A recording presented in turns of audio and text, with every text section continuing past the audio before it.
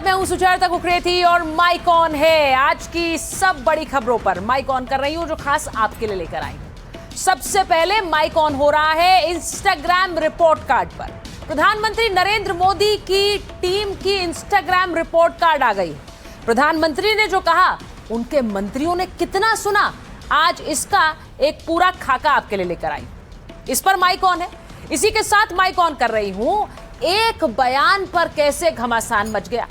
केंद्रीय मंत्री नितिन गडकरी ने एक ऐसा बयान दिया जिसे लेकर उनके राजनीतिक भविष्य को लेकर अटकलें लगनी शुरू हो गई। उस पर नितिन गडकरी ने खुद क्या कहा, वो बयान क्या था, आज इस पर माइक ऑन।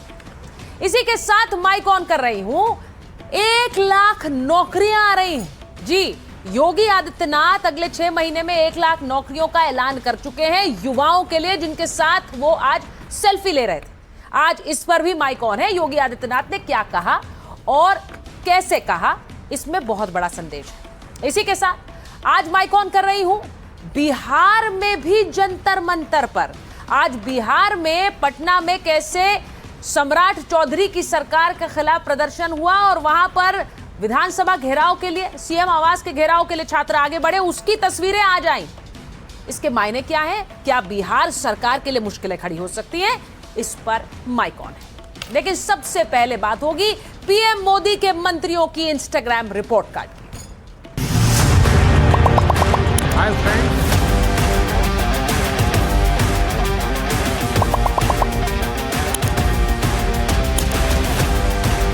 आज तो मन करता है बस आपसे ही बातें करें। Thank you friends.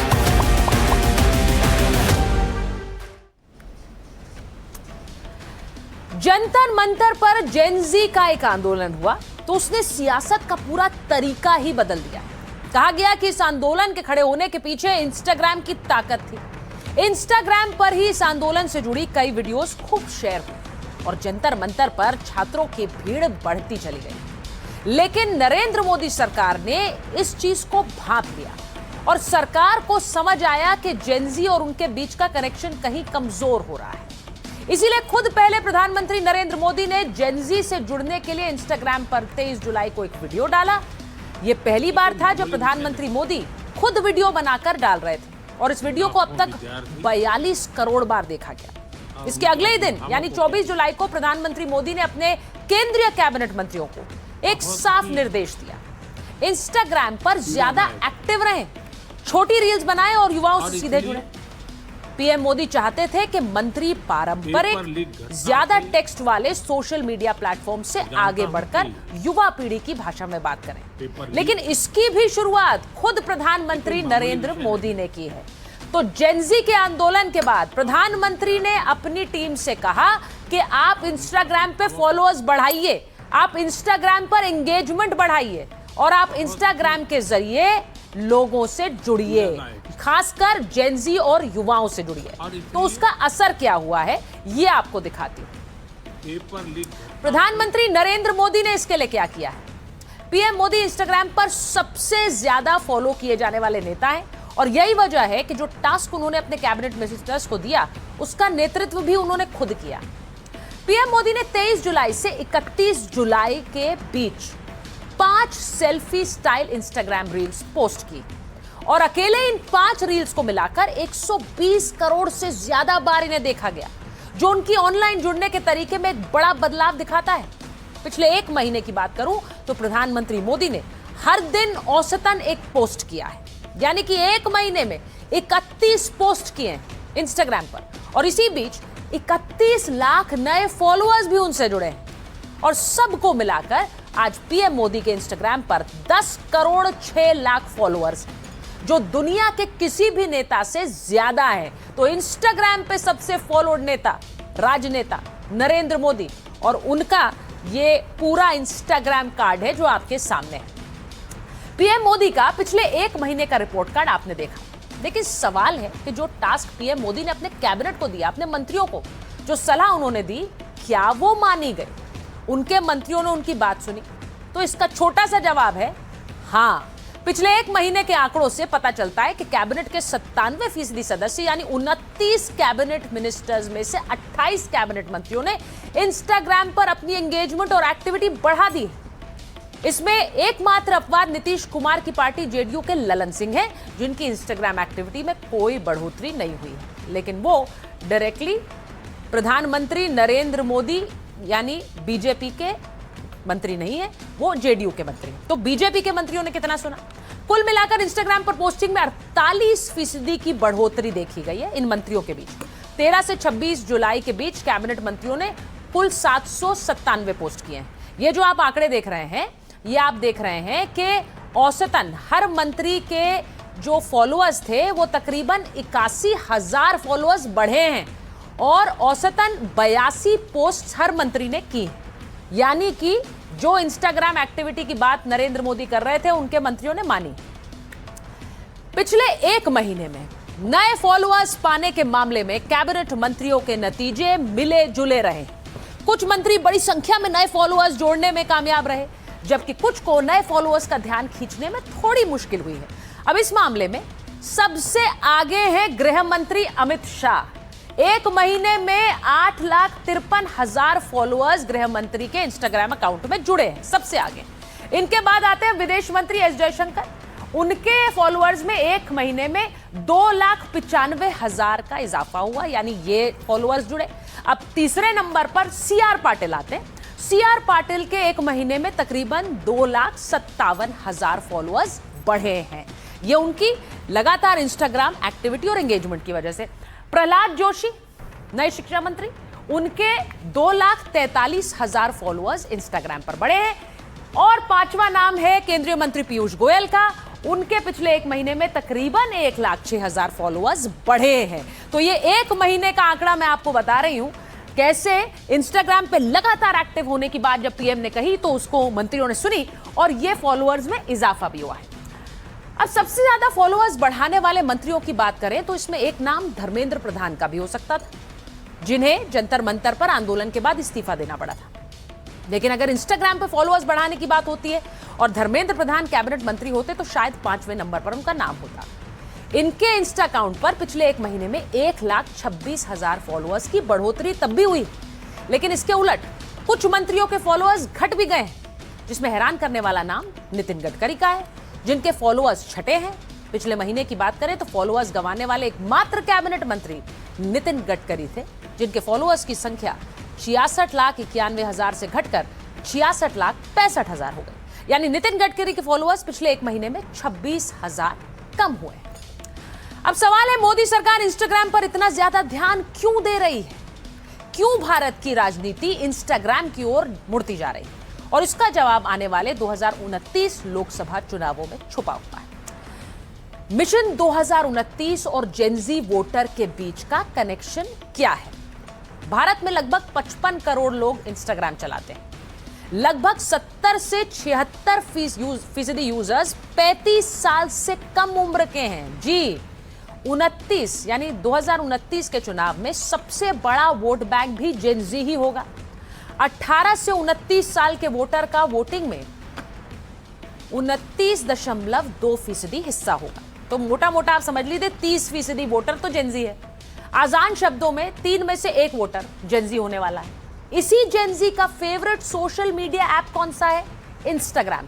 तो जेनजी तक बात पहुंचानी है तो इंस्टाग्राम पर आना ही पड़ेगा। और यही वजह है कि पिछले कुछ समय में इंस्टाग्राम तेजी से बढ़ा भी है और इंस्टाग्राम समाचारों के लिए भी अहम जगह बन गया है। पहले लोग सोचते थे सिर्फ वीडियो रील्स डालने का ये माध्यम है, लेकिन अब कनेक्ट का सबसे बड़ा माध्यम इंस्टाग्राम है। 2025 की रिपोर्ट से भी इंस्टा की अहमियत पता चलती है।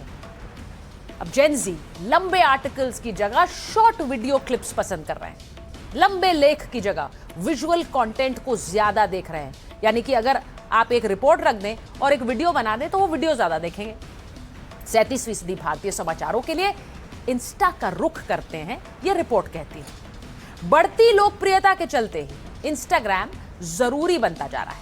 मंत्रिमंडल के लिए इंस्टा सिर्फ लाइक्स पाने तक सीमित नहीं है, भविष्य के वोटर्स का दिल जीतने के लिए भी एक जरूरी कदम है। और इसीलिए प्रधानमंत्री नरेंद्र मोदी प्रोएक्टिव होकर अपनी टीम को इस मीडियम से जोड़ रहे हैं। अब सवाल है कि क्या 2029 लोकसभा चुनाव के नतीजे इंस्टाग्राम से तय होंगे? क्योंकि जैसे 2019 के इलेक्शंस को व्हाट्सएप इलेक्शन कहा जाता था, जब छोटे छोटे ग्रुप्स बनाए गए थे और व्हाट्सएप के जरिए पोलिंग स्टेशंस को लेकर ग्रुप्स की चेन्स बनाई गई जिससे मैसेजिंग जा सके। प्रचार का ये असरदार माध्यम बन गया था व्हाट्सएप ग्रुप्स। फिर चुनाव आया 2024 में, जब पूरा इलेक्शन सोशल मीडिया पर लड़ा गया, चाहे वो यूट्यूब हो, ट्विटर हो, इंस्टाग्राम, फेसबुक। लेकिन अब 2029 की लड़ाई सबसे अहम है और अभी जो दिख रहा है उसके मुताबिक इंस्टाग्राम एक बड़ी ताकत बनकर उभर रहा है, जिसके जरिए आप 2029 के बड़े वोट बैंक तक सीधे पहुंच सकते हैं, अपनी बात कह सकते हैं, संवाद कर सकते हैं। और यही वजह है कि अब सबसे ज्यादा फोकस इंस्टाग्राम पर है। अब मैं आपको यह भी बता देती हूं कि प्रधानमंत्री नरेंद्र मोदी की बात सुनकर इंस्टाग्राम का सियासी स्टार कौन बन गया है। यानी कि इंस्टाग्राम पर प्रधानमंत्री तो सबसे फॉलोड हैं, लेकिन उनके मंत्रियों में कौन है जो सियासी स्टार है, जरा वो आंकड़े आपको दिखाती हूं। तो गृह मंत्री अमित शाह, उनके तकरीबन 3 करोड़ 61 लाख फॉलोअर्स इंस्टाग्राम पर हैं। नितिन गडकरी केंद्रीय मंत्री 66 लाख 65 हजार इंस्टाग्राम फॉलोअर्स हैं। तीसरे नंबर पर शिवराज सिंह चौहान आते हैं, जिनके 48 लाख 62 हजार फॉलोअर्स हैं। चौथे नंबर पर आते हैं चिराग पासवान 38 लाख 51 हजार फॉलोअर्स चिराग पासवान के। और एस जयशंकर, देश के विदेश मंत्री, उनके फॉलोअर्स हैं 37 लाख 87 हजार। इसी के क्रम में अब अगला बता देती हूं, राजनाथ सिंह 26 लाख 36 हजार फॉलोअर्स हैं। 7वें नंबर पर CR पाटिल हैं, 21 लाख 13 हजार फॉलोअर्स हैं। पीयूष गोयल 18 लाख 67 हजार फॉलोअर्स। वित्त मंत्री निर्मला सीतारमण 18 लाख 35 हजार फॉलोअर्स हैं। और किरण रिजिजू, जो आजकल बहुत आक्रामक हैं और कैसे पूरे संसद को भी उन्होंने अपने बयानों के जरिए संसद की कार्रवाई को आगे बढ़ाया, 16 लाख 50 हजार फॉलोअर्स किरण रिजिजू के हैं। तो ये तस्वीर आपने देख ली, सियासी सुपरस्टार्स कैसे वो अपने इंस्टाग्राम फॉलोअर्स को बढ़ा रहे हैं। आपको एक बात बताऊं, पूरे इंस्टाग्राम की जो कहानी आपने देखी उसके जरिए यह भी बात सामने आती है कि इंस्टाग्राम को एक मीडियम के रूप में इस्तेमाल करने को लेकर प्रधानमंत्री नरेंद्र मोदी की एक गंभीरता है और उन्होंने इसे अपने मंत्रियों को आगे बढ़ाने के लिए कहा है। अब पिछले 1 महीने में जो एक्टिविटी है वो दिखाती है कि ज्यादातर मंत्री इस रिपोर्ट कार्ड में पास हो रहे हैं। अब बढ़ते हैं आज की एक और बड़ी खबर पर। बात करेंगे केंद्रीय मंत्री नितिन गडकरी की। केंद्रीय मंत्री नितिन गडकरी का एक ऐसा बयान सामने आया है जिसने अटकलों और कयासों के दरवाजे खोल दिए हैं। अब इस पर चर्चा होने लग गई इस बयान के बाद कि क्या नितिन गडकरी राजनीतिक भविष्य को लेकर बयान दे रहे हैं, क्या वो अपने राजनीतिक भविष्य में संन्यास की बात सोच रहे हैं। इस बयान पर खुद गडकरी की तरफ से क्या कहा गया ये भी आपको बताऊंगी, लेकिन सबसे पहले नितिन गडकरी का वो बयान जो उनके राजनीतिक भविष्य को लेकर कयासों में छोड़ गया वो सुनिए। आजकाल मी काही जास्त काम करू शकत नाही, ज्यावेळी करू शकलो तेव्हा आता मी पण कामातून माझं पार्टिसिपेट कमी झालं। मी सगळ्यांना सांगितलं तर नवीन नवीन पिढीच्या हातात काम दिलं पाहिजे। नवीन लोक आलेत, जुने त्यांना मार्गदर्शन करतात आहेत आणि हळूहळू पुन्हा काम वाढतं आहे। आपने सुना नितिन गडकरी ने क्या कहा, जरा उनका बयान फिर से चलाइए मेरे साथ। नितिन गडकरी के अपने इस बयान में सीधे सीधे ये कह रहे थे कि अब आने वाले समय में जो युवा है उन्हें जिम्मेदारी सौंपने की वो बात कर रहे थे। वो एक कार्यक्रम में बोल रहे थे, लेकिन उनके इस बयान से, क्योंकि नितिन गडकरी बड़े वरिष्ठ मंत्री हैं और उनके इस बयान से बहुत से कयास लगाए जाने लगे। आपको बताती हूँ, सबसे बड़ा कयास उनके फ्यूचर को लेकर, भविष्य को लेकर लगाया जाने लगा। गडकरी मोदी कैबिनेट के सबसे वरिष्ठ मंत्रियों में से शामिल। रोड इंफ्रास्ट्रक्चर, एक्सप्रेसवेज के लिए उनकी तारीफ होती रही है, लेकिन हाल के दिनों में विवाद से भी उनका नाता जोड़ा गया। पेट्रोल में 20% एथेनॉल ब्लेडिंग को लेकर सवाल उठाए गए थे। गाड़ियों पर E20 के बुरे असर के दावों पर उन्हें सफाई भी देनी पड़ी। एथेनॉल कंपनियों को फायदा पहुंचाने का भी उन पर आरोप लगा। कई बार राजनीति से बेरुखी दिखाने वाले बयान उन्होंने दिए हैं। मसलन आपको एक उदाहरण दूं, 2023 में उन्होंने कहा था कि बहुत काम किया, वोट न भी दे तब भी ठीक है। उन्होंने ये भी कहा था कि मैं किसी को मक्खन लगाने वाला नहीं। अब हाल के दिनों में मंत्रिमंडल फेरबदल की अटकलें तेज हुई हैं।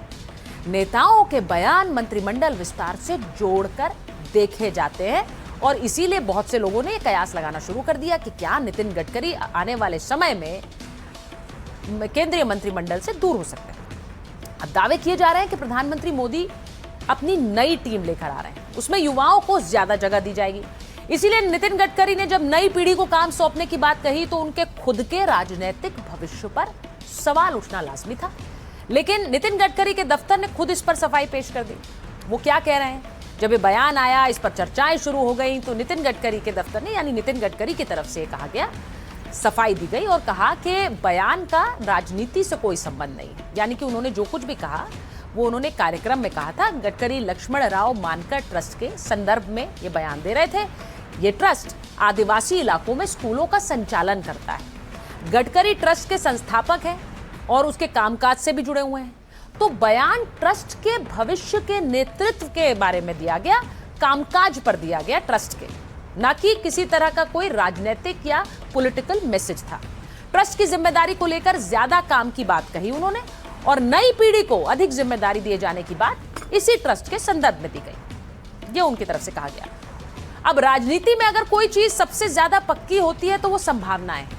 इसलिए बहुत सारी बातें ऐसी होती हैं जो संकेतों में कही जाती हैं और संकेत इस बात के हैं कि प्रधानमंत्री मोदी अपनी नई टीम चुनने वाले हैं। उनके मंत्रिपरिषद के कई चेहरे बदल सकते हैं।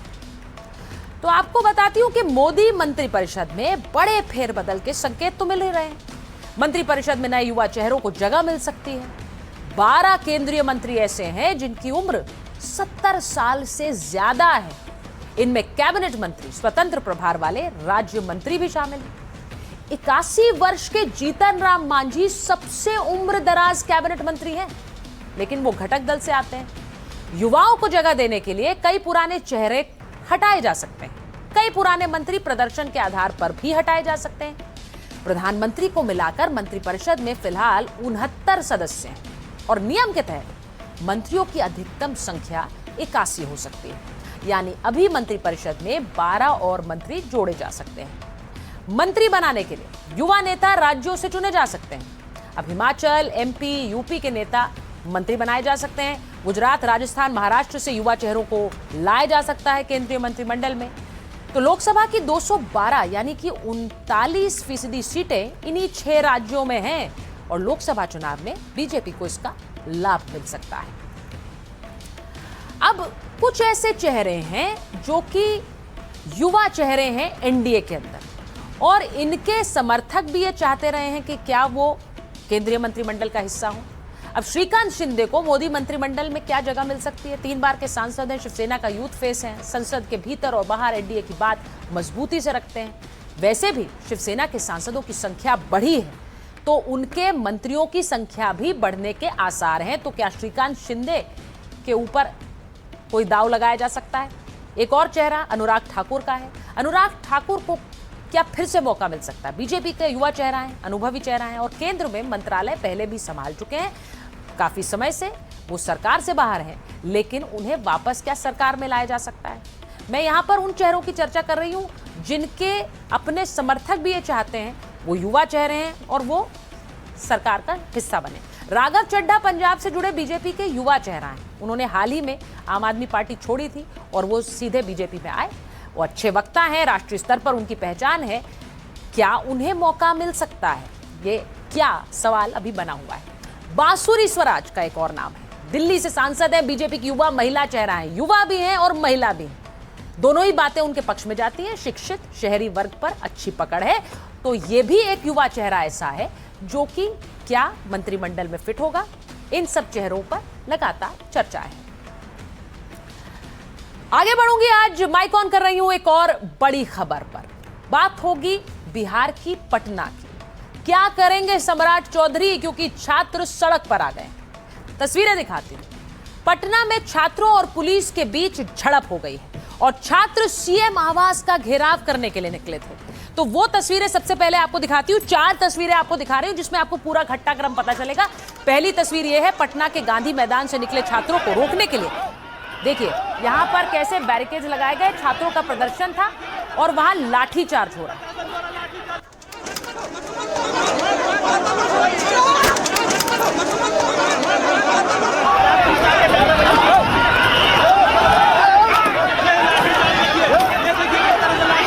पुलिस प्रशासन द्वारा लाठीचार्ज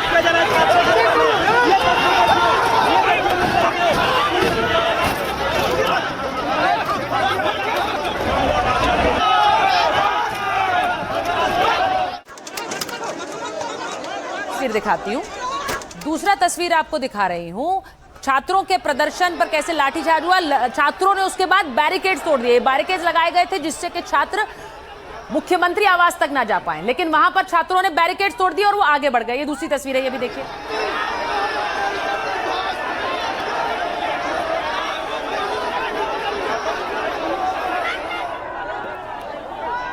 चौथा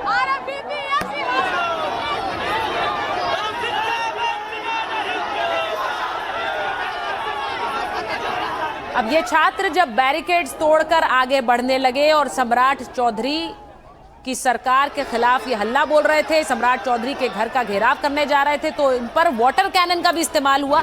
छात्रों पर पानी की बौछार कर दी गई। अब हम बार बार कह रहे हैं, अलग अलग राज्यों में छात्रों का प्रदर्शन देखने को मिल रहा है। एक और जंतर मंतर क्या बिहार में पटना में है, ये भी देख लीजिए।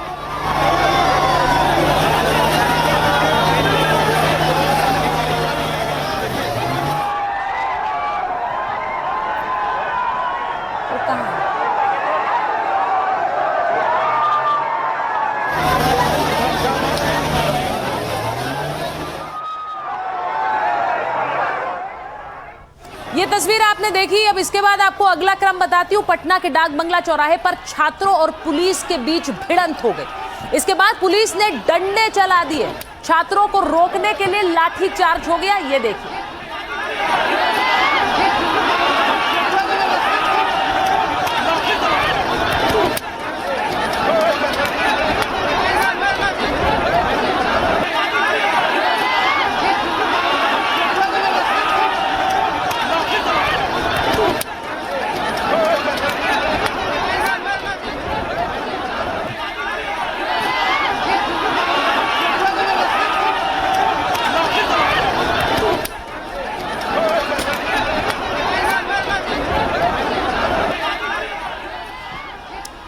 आपको बताती हूं कि ये पूरा मामला क्या है। ये जो आप सड़क पर देख रहे हैं, छात्रों के ऊपर लाठीचार्ज करना पड़ा इन्हें रोकने के लिए। इन छात्रों में गुस्सा क्यों था, क्यों ये सम्राट चौधरी के आवास को घेरने के लिए पहुंच रहे थे।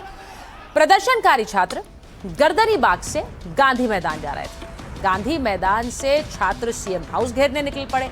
हाथों में तिरंगा लिया था और नारों की तख्तियां लेकर निकल रहे थे। छात्रों को रोकने के लिए रास्ते में बैरिकेड्स लगे थे।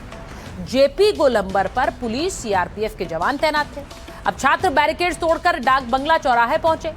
छात्रों की सीआरपीएफ के जवानों से धक्का मुक्की हो गई। हालात बिगड़े तो डीएम और एसएसपी भी मौके पर पहुंचे। छात्रों को रोकने के लिए वाटर कैनन चलाया गया। डाक बंगला चौराहे पर बंकर बस्टर गाड़ी तैनात थी। बंकर बस्टर व्हीकल से बारूदी सुरंग उड़ाई जाती है। छात्रों की भीड़ के आगे पुलिस इंतजाम नाकाफी दिखे। अब छात्रों ने आर्यभट्ट नॉलेज यूनिवर्सिटी में तोड़फोड़ की और हालात पर काबू पाने के लिए पुलिस को लाठी चार्ज करना पड़ा, जिससे ये सीएम आवास तक ना जा पाए। अब झड़प में एक छात्र और 3 पुलिस वाले घायल भी हुए। गर्मी भी थी, भीड़ भी थी और भीड़ से दम घुटने से छात्र बेहोश भी हो रहे थे। पुलिस ने कई प्रदर्शनकारी छात्रों को हिरासत में भी लिया है। अब आपको एक तस्वीर दिखाती हूँ। वहां पर छात्र देखिए, गर्मी की वजह से, भीषण गर्मी की वजह से, और वहां पर क्योंकि छात्रों को रोका जा रहा था, लाठियां भी भांज दी गई। वहां कुछ छात्र बेहोश भी हो गए, गिर पड़े। तो ये तस्वीरें भी आई, जिसके बाद छात्रों का गुस्सा और ज्यादा बढ़ गया।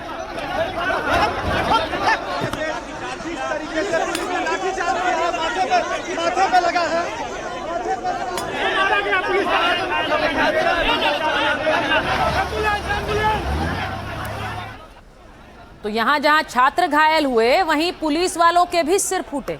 पुलिस वालों को भी लाठियां या फिर इस मारपीट के बीच में जिस तरह से ये छात्रों को रोके जाने की मुहिम चल रही थी, उसमें पुलिस वाले भी घायल हो गए थे। तो दोनों तरफ पे ही देखिए कैसी तस्वीरें सामने आई। एक तरफ छात्र घायल, दूसरी तरफ पुलिस वाले घायल।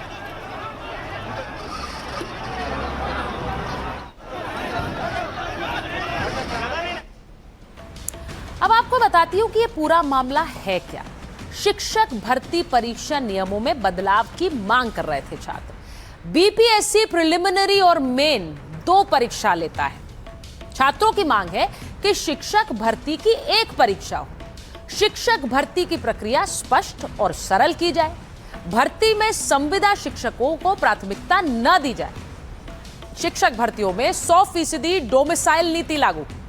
सिर्फ राज्य के स्थानीय छात्रों को नौकरी दी जाए। यानी वो कह रहे हैं कि सिर्फ इसी बिहार के लोगों को इसमें नौकरी दी जाए और कहीं से नहीं। ब्लॉक सांख्यिकी अफसर परीक्षा की तारीख जारी करें। ग्रेजुएट लेवल परीक्षा की तारीख भी जारी की जाए। अब सहायक शिक्षा अधिकारी परीक्षा की डेट जारी हो और कॉलेजों में लाइब्रेरियन की भर्ती शुरू करने की भी मांग की गई है। इससे भी उनको लग रहा है कि रोजगार के मौके बढ़ेंगे। असिस्टेंट प्रोफेसर्स की भर्ती परीक्षा भी शुरू की जाए और सरकारी भर्तियों में उम्र सीमा में छूट दी जाए। तो ये सारी मांगे उन छात्रों की है जिन्हें लेकर वो सीएम आवास को घेरने के लिए पहुंचे थे। अब आपको बताती हूं कि पटना में पुलिस ने कई प्रदर्शनकारी छात्रों को हिरासत में लिया, लेकिन आपको सुनवाती हूं कि जो प्रदर्शनकारी छात्र वहां धरना दे रहे थे वो कह क्या रहे थे। हम मांग कर रहे हैं, शिक्षा मंत्री जी से ही नहीं बोला कि शिक्षा मंत्री जी आप अपना वाला पद हमको दे दीजिए। आप देखिए लाइब्रेरियन का बहाली 18 साल से नहीं दिए गए, तो क्या आपको 1800 साल चाहिए? इन लोग सर जब भी हम लोग आंदोलन करते हैं तो केवल आश्वासन दे करके छोड़ देते हैं, तो कैसे चलेगा सर? सरकार का कहना है कि ये निम्न स्तर पर हुआ है, तो निम्न स्तर उन्होंने कैसे एनसी टेप से मापा है, इसको निम्न स्तर से हुआ है। पेपर के दौरान जब हो रहा था, पेपर तो वायरल किया गया था, छत पे पेपर को कराया जा रहा था, तो निम्न स्तर कैसे मान लें इसको? बिहार दरोगा, Bihar police, Bihar SSC, BPSC, Bihar के हर एग्जाम में पारदर्शिता हो। टीआरई 4 का सीडीपी जो लागू हो रहा है वो नहीं लागू हो। बिहार दरोगा, बिहार पुलिस में आंसर की कटअप हो में और कार्बन कॉपी क्वेश्चन बुकलेट जारी हो। बिहार एसएससी का एग्जाम जल्द से जल्द करवाया जाए। संविदा वाला वेटेज हटाया जाए। जितना को डीवी हो गया डॉक्यूमेंट्स वेरिफिकेशन सबको ड्रेसर वाले अभ्यर्थी को लिया जाए, अन्यथा उनको स्वास्थ्य मंत्री को इस्तीफा देना होगा। हम सब अनशन पर जाएंगे, नहीं तो फांसी लगा के मर जाएंगे वहीं पर। इन लोगों ने रोकने का काम किया, इनकी जंजीरों में वो ताकत नहीं जो हमारी क्रांति को रोक सके। इंकलाब जिंदाबाद। पेपर लीक की अगर आप समस्या बताते हैं तो उन भ्रष्ट पदाधिकारियों को निलंबित करिए जो बाजारीकरण कर रहे हैं शिक्षा का और बेच रहे हैं पेपर। ये मांग लेकर हम लोग कई दिनों से धरने पर है, हड़ताल पर है। ये सारी मांगे और हमारा आंदोलन सरकार को पता है, उन्होंने चिन्हित किया है। तो पटना में पुलिस ने कई प्रदर्शनकारी छात्रों को हिरासत में ले लिया। इस दौरान छात्र हाथ जोड़ते भी दिखे। कई छात्रों ने गुजारिश की कि उन्हें जाने दिया जाए। ये जो तस्वीर आप देख रहे हैं, अब ऐसी तस्वीरें थी जिन पर चर्चाएं भी शुरू हो गई कि छात्रों को पकड़ पकड़ के वहां से ले जाया गया। ये भी सुनिए।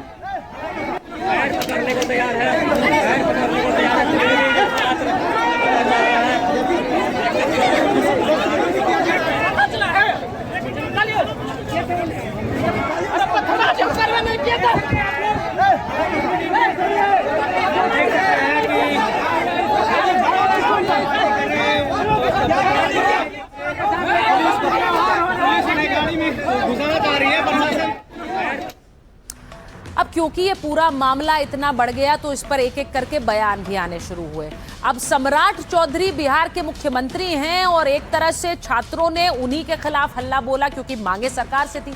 सम्राट चौधरी ने क्या कहा? उन्होंने कहा कि हम छात्रों की सारी बातें सुनने को तैयार हैं, हर समस्या हल करने की कोशिश हमारा संकल्प है। लेकिन इस पर पलटवार तेजस्वी यादव ने किया क्योंकि वो कह रहे हैं कि विपक्ष के दबाव में ही सरकार ने फायरिंग नहीं की, वरना तो सरकार फायरिंग कर देती और छात्रों के प्रति तानाशाही खत्म हो ही नहीं रही। ये तानाशाही प्रवृत्ति के लोग। उधर केंद्रीय मंत्री चिराग पासवान बिहार से आते हैं तो उन्होंने कहा कि मैं छात्रों की भावनाओं का समर्थन करता हूं, सीएम से हल निकालने का मैं निवेदन करूंगा। यानी उन्होंने ये कहा कि मैं इस बात को सीएम तक रखूंगा। उधर बीजेपी सांसद मनोज तिवारी भी आ गए और उन्होंने कहा छात्रों का जो भी मुद्दा होगा उसे सुना जाएगा, सरकार मुद्दों के हल को निकालने की कोशिश करेगी। तो ये अलग अलग बयान, सियासी बयान इस पर आने शुरू हुआ। अब इस बयानबाजी के बीच भी पटना में बवाल चलता रहा। हंगामे के बीच पुलिस और सीआरपीएफ के जवान छात्रों को बस में बिठा कर ले गए, लेकिन जो बच गए वो प्रदर्शन करते रहे। नेता इस पर लगातार सियासत का भी आरोप लगा रहे हैं। जरा सुनिए। अब उनके मुलाजिम बोल रहे हैं कि हाथी चले बाजार, कुत्ता भूखे हजार, कुत्ता बिल्ली बोलिएगा। अधिकारियों का मनोबल बढ़ा है। ऐसे लोगों को तो निलंबन नहीं, बर्खास्त कर देना चाहिए, एक नजीर पेश होनी चाहिए। मांग उनकी जायज है, मांगों पर सरकार को गंभीरता से सोचना पड़ेगा। जिन जिन मुद्दों को लेकर के छात्र धरने पर बैठे थे उनके सभी मुद्दे रिजॉल्व कर दिए गए हैं। और ऐसा नहीं है कि छात्र आंदोलन की इसलिए हुआ, सरकार की नियति ही है कि हम अपने युवाओं के समस्याओं का समय पर निदान करें। छात्रों के जो जायज मांग हैं उस मांग को सरकार को मानना चाहिए, चाहे वो टीआरई का मामला हो या अन्य जो छात्रों के मामले हैं। छात्रों के इन मामलों को सरकार दबा नहीं सकती। अगर सरकार उनकी बातों पर गंभीरता से ध्यान नहीं करती है, कोर्स करेक्शन नहीं करती है, तो सड़कों पर छात्रों के आंदोलन आपको और आगे देखने को मिलेंगे। झारखंड में हुआ कि नहीं हुआ रद्द? परीक्षा रद्द होना चाहिए कि नहीं? जो हमारा ये नीट का परीक्षा था वो रद्द हुआ कि नहीं हुआ? री एग्जाम हुआ कि नहीं हुआ? जब बच्चे हमारे सहमत नहीं है तो एकदम होना चाहिए, क्यों नहीं होना चाहिए? तो हम अपने बच्चों से अपील करेंगे कि आप थोड़ा धैर्य रखें और धैर्य रखें। इन लोगों के झांसे में नहीं पड़े। ये लोग रोजगार देने वाले नहीं है, ये लोग नौकरी वाले देने वाले नहीं है। ये लोग आपके खून और पसीना का इस्तेमाल करके अपना राजनीतिक चमकाने वाले लोग हैं। तो सरकार और विपक्ष की इस बयानबाजी के बीच छात्र टस से बस होने को तैयार नहीं दिखे। वो पुलिस के सामने भी डटे रहे। ये तस्वीरें देखिए, तिरंगा हाथ में लिए अपनी मांगों को रखने का ये नया जेनजी तरीका है। अब जेनजी को पता है कि उनकी एकता में ही सरकार के सामने समाधान निकलेगा, तो इसीलिए अलग अलग जगह आप जंतर मंतर जैसा ही प्रदर्शन देखेंगे। ये बिहार की कड़ी में पटना में ऐसा ही एक प्रदर्शन आप देख रहे हैं। अब मैं पटना से अगर आपको लखनऊ ले चलूं तो छात्रों की एक तस्वीर उत्तर प्रदेश की राजधानी लखनऊ से भी आई आज। छात्र अपनी समस्याएं लेकर उप मुख्यमंत्री ब्रजेश पाठक के घर के बाहर जमा हुए। अब ब्रजेश पाठक को जैसे ही छात्रों के बारे में पता चला वो घर से बाहर निकल आए और छात्रों से उन्होंने मुलाकात कर ली। ये तस्वीर देखिए।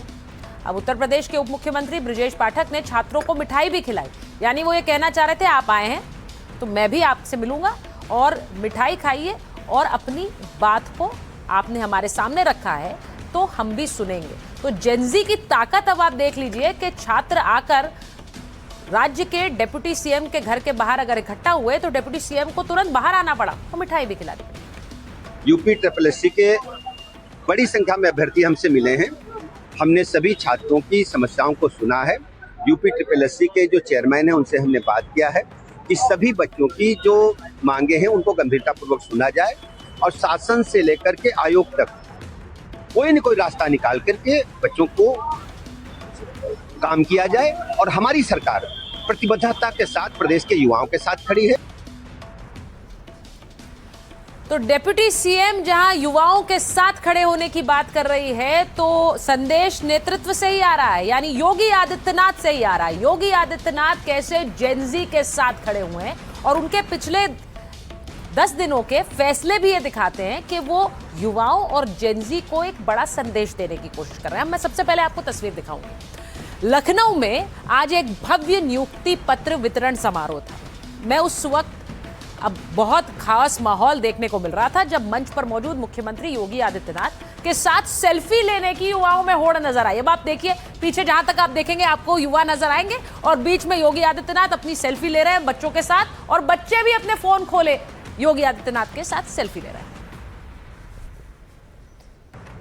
तो युवाओं के बीच सीएम योगी की ये जो तस्वीर आप देख रहे हैं ये नई नहीं है, क्योंकि इससे कुछ दिन पहले आपने ऐसी ही तस्वीर देखी थी जब वो जापान से आए छात्रों के बीच थे। तो ये तस्वीर देखिए, जेनजी के साथ योगी आदित्यनाथ इतने करीब से खड़े हुए हैं और बच्चे उनके साथ नियुक्ति पत्र ले रहे के बाद तस्वीरें खिंचवा रहे हैं।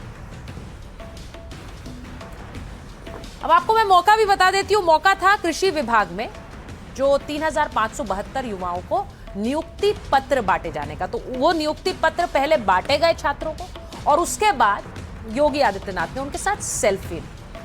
अब आपको बताती हूं कि आज कौन सा बड़ा ऐलान योगी आदित्यनाथ ने किया है। 1 लाख नौकरियों की बात योगी आदित्यनाथ ने की है। 6 महीने के अंदर 1 लाख युवाओं को नौकरी देने का ऐलान योगी आदित्यनाथ ने किया है। सीएम योगी आदित्यनाथ सीधे युवाओं के संपर्क में हैं और उन्हें साध रहे हैं। आने वाले समय में जेनजी यूपी की सरकार बनाएगी तो योगी नौकरियों के जरिए भविष्य का वादा कर रहा है। यूपी के युवाओं को तकनीकी रूप से सशक्त बनाने का फैसला है। युवाओं को 25 लाख टैबलेट बांटेगी यूपी की योगी सरकार। ये बड़ा फैसला आज लिया गया, 25 लाख टैबलेट्स बांटने का। योजना के लिए 374 करोड़ रुपए का बजट प्रावधान है। ग्रेजुएशन, पोस्ट ग्रेजुएशन से जुड़े युवाओं को यह लाभ मिलेगा। डिप्लोमा और कौशल विकास से जुड़े युवाओं को भी टैबलेट मिलेगा। अब तकनीकी रूप से सक्षम युवा रोजगार के अवसरों से जुड़ सकेंगे। छात्रवृत्ति के लिए 3,16,000 छात्र आवेदन कर सकते हैं।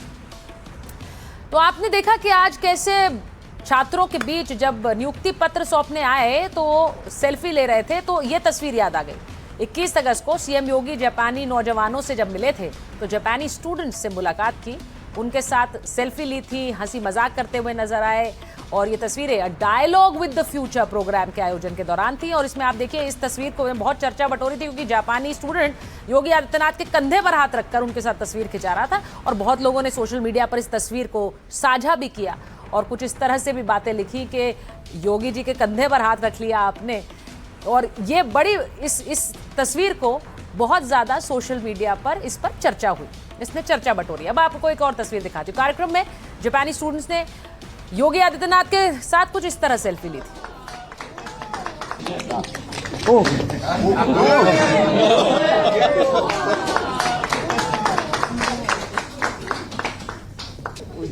कौन सा तो वो करा? हाँ